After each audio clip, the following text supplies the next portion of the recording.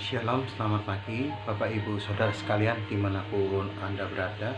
Pada pagi hari ini setelah saya pulang dari gereja, saya mendapatkan kabar bahwa ada teman kami yang di pusat teman kerja itu semalam kecelakaan karena tersambar kereta api ketika pulang kerja. Bapak Ibu Saudara terkasih di dalam Tuhan, siapa sih yang mengharapkan kematian? Dan banyak orang dalam menghadapi kematian, orang belum siap. Kematian bukanlah suatu hal yang untuk ditakuti, tetapi bagaimana kita menyikapi, bagaimana kita memiliki iman. Dan perlu di Bapak Ibu Saudara ketahui, banyak yang mengatakan orang kecelakaan itu karena ada dosa atau kena salah kepada siapa, atau matinya dalam melahirkan, atau dalam sakit, atau dalam apapun. Banyak orang yang mengait-ngaitkan, menyangkut pautkan. Akan tetapi bukan seperti itu Bapak Ibu Saudara. Saya akan membacakan dalam renungan pada pagi hari ini yang tadi saya khotbahkan di gereja. Di sini saya ambil perikop bertekun sampai akhir. Ada yang berkata bahwa hidup ini bagaikan perlombaan. Digambarkan bahwa semua orang berlomba-lomba untuk meraih kesuksesan hidup. Ketika banyak orang bekerja keras demi tujuan itu, di manakah kita? Penulis surat Ibrani juga menggambarkan kehidupan orang beriman sebagai suatu lintasan lomba. Kita perlu berlari di lintasan itu karena sejak dahulu sudah banyak orang yang percaya yang melewatinya. Supaya kita dapat berlomba dengan baik seperti mereka, kita perlu menanggalkan beban dosa dan mengarahkan fokus hidup kita kepada Kristus Yesus, yaitu Nabi Isa sendiri. Mengapa Yesus atau mengapa Nabi Isa? Ialah yang memimpin dan menyempurnakan iman kita. Memikul salib sekalipun dihina, tekun menanggung perbantahan orang-orang berdosa, serta yang sekarang duduk di sebelah kanan tahta Allah Bapa. Sebagai pelari, kita harus sungguh-sungguh melewati dosa, menghargai didikan Tuhan sekalipun keras, menjaga iman kita tetap kuat, serta hidup dalam damai dan mengejar kekudusan. Saya sudah sering sekali mengatakan kepada jemaat-jemaat dimanapun, baik secara onsite maupun online, kita harus hidup kudus terhadap Tuhan. Janganlah kita seperti Esau yang tergoda oleh nafsu yang rendah, sehingga pada akhirnya tidak mendapatkan berkat yang telah disediakan. Nafsu, keinginan daging. Nafsu bukan tanda kutip yang negatif ya, bukan porno ya, tetapi nafsu kedagingan, keserakahan, keinginan memiliki barang orang lain ataupun apapun. Akan tetapi di sini yang dimaksudkan adalah kita tuh apa yang kita lihat, seperti tas branded, kita ingin. Di dunia ini hanya sementara, fana. Di dunia ini fana. Apa yang kita raih kesuksesan, kita raih rezeki, kita raih ini, kita kaya, belum tentu kita tenang, kita senang. Kita malah jadi stres, kita menjadi beban. Hari-hari ini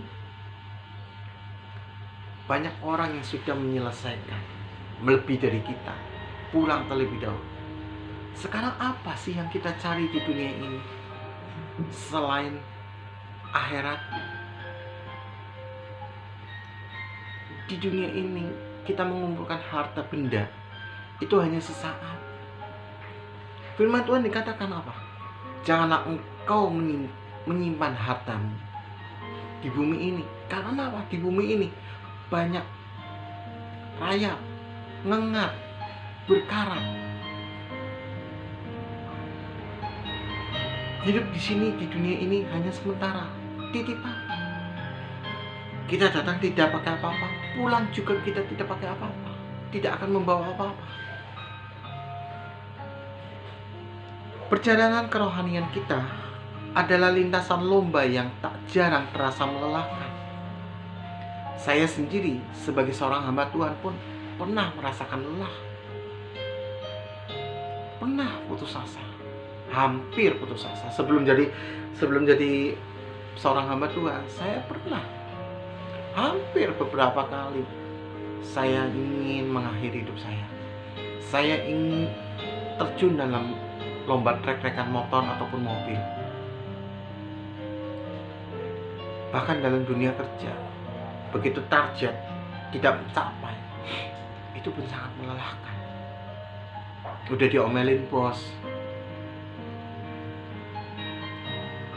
dagangan sepi, seperti kemarin, sepi sekali. Tapi puji Tuhan, saya tidak mengimani itu semua. Tapi saya percaya, kita hidup, kita bangun pagi, kita selalu diberkati oleh Tuhan. Keinginan duniawi dan ejekan dari dunia dapat membuat kita berhenti berlari. Namun, ketika kita berpikir demikian, dengarkanlah kesaksian di sekeliling kita dari para tokoh Alkitab, tokoh sejarah gereja, dan terutama dari Yesus, Sang Nabi Isa. Selama perlombaan panjang ini, kita perlu bertekun seperti Yesus. Ia menjalani misinya sesuai dengan kehendak Bapa dengan cara yang berat. Ia tiba di garis akhir dan menerima kemuliaan yang telah ditetapkan baginya. Yesus telah menang dan kini ia menyediakan kemenangan itu bagi setiap orang yang percaya. Ada kemenangan di garis akhir bagi mereka yang bertekun. Oleh karena itu teruslah hidup benar sekalipun mendapat cemooh.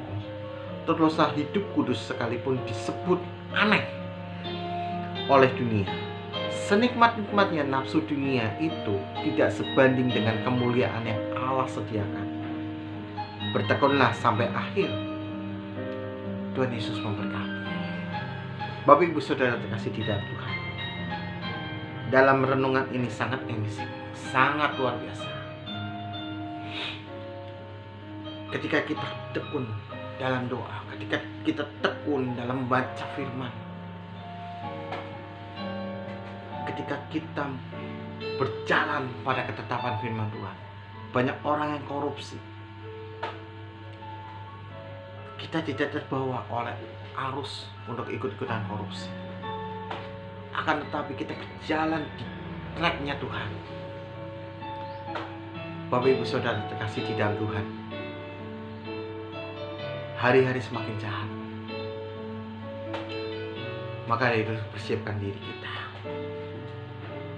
untuk memasuki dalam kehidupan baru. Seperti kawan saya, pertandingannya sudah selesai. Dia mulai masuk dalam kehidupan yang baru, di tanah perjanjian baru, di Taman Firdaus, bagi mereka yang percaya. Bapak Ibu Saudara sekalian, sekali lagi saya ingatkan, kematian bukanlah hal yang menakutkan. Akan tetapi, kita persiapkan iman kita. Kita diingatkan bahwa suatu saat kita akan menghadapi kematian. Kapan giliran kita? Entah nanti, entah siang, entah malam, atau besok, atau lusa, atau bulan depan, atau tahun depan. Kita nggak ada yang tahu. Tapi persiapkanlah di imanmu satu kepada Tuhan Yesus Kristus sendiri. Kiranya dalam renungan ini kita bisa menyadari bahwa manusia hidup terus berlomba, berlari sampai tujuan, sampai pada akhirnya kita meraih kemenangan.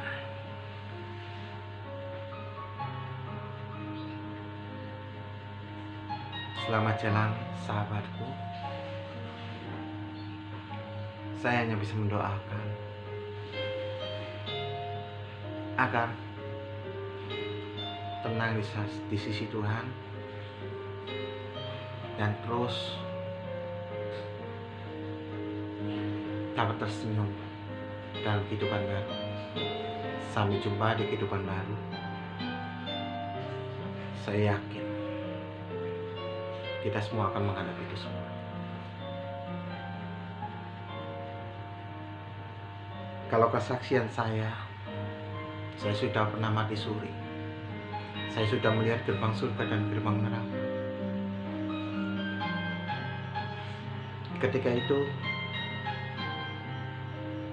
Ketika saya berlari dalam dimensi yang lain, di sana nggak ada bangunan, saya mengejar anjing kesayangan saya yang sudah nggak ada. Di sana adanya awan. Di depan saya itu ada satu rumah megah sekali. Ada gerbang berlapis emas, ada penjaga. Dan dari pintu gerbang itu ada setengah lingkaran api, dan di tengah api itu ada anak tangga sampai ke cahaya kemuliaan. Tidak ada jembatan yang melewati akses api. Anjing saya berlari sampai pada akhirnya melewati api itu sampai ke anak tangga, dan saya mengejar. Ketika itu saya dipalang oleh para penjaga itu. Mau apa kamu sini? Saya bilang, saya mengambil anjing saya. Ketika saya bilang itu, penjaga itu bilang, apa yang sudah kamu lihat? Pulanglah, ceritakan kepada umat-umatku. Ketika itu saya disuruh, dan saya kembali ke tubuh saya. Saya terasa mama saya nangis di pipi saya. Saya bangun, kain putih sudah, saya duduk, kain putih sudah di pinggang. Saya bilang, "Mah, ini hari apa?" "Hari Minggu ya, aku mau nonton Doraemon." Mama saya mundur. Ketika itu saya mau turun, melangkahkan kaki saya melihat belakang. Itu sudah ada 5 mayat yang kecelakaan, yang banyak darah. Saya nanya, ketika itu saya teriak, dokter itu datang. "Harusnya kamu sudah mati." Dokter itu mengatakan, saya langsung nunjuk ke dia, mati hidup saya bukan di tangan manusia, tetapi di tangan Yesus. Bapak Ibu Saudara terkasih di dalam Tuhan, kesaksian saya dalam perjalanan spiritual kematian saya dikasih kesempatan 2 kali untuk bersaksi, menceritakan betapa indahnya surga itu dan betapa mengerikan neraka itu. Banyak kata gigi di sana. Saya bukan menakut-nakuti, tetapi ini adalah persiapan kita, iman kita. Saya tanya sama mama, "Mah, kenapa?" Kata mama, "Aku sakit tipes." Dan itu sudah koma 2 minggu. Dan selama koma 2 minggu itu, saya merasakan di sana cuma beberapa jam, enggak ada 1 hari. Ya, dikatakan 1 harinya di surga adalah 2 minggunya di bumi. Bagaimana nanti kita menghadapi 1000 tahun dalam peperangan Armageddon? 1000 tahunnya di surgawi, berapa lama di bumi? Jangan sampai di antara kita, di antara saudara dan saya, salah satu ditinggalkan. Ketika nanti pengangkatan, ketika nanti akhir zaman, kita semua terbawa. Bapak Ibu Saudara kasih di dalam Tuhan, inilah renungan dan kesaksian dari saya. Kiranya menguatkan kita semua untuk kembali back to basic kepada Yesus, untuk cepat-cepat bertobat, perbaiki diri, berlari untuk meraih mahkota kehidupan. Kiranya Tuhan Yesus memberkati. Shalom.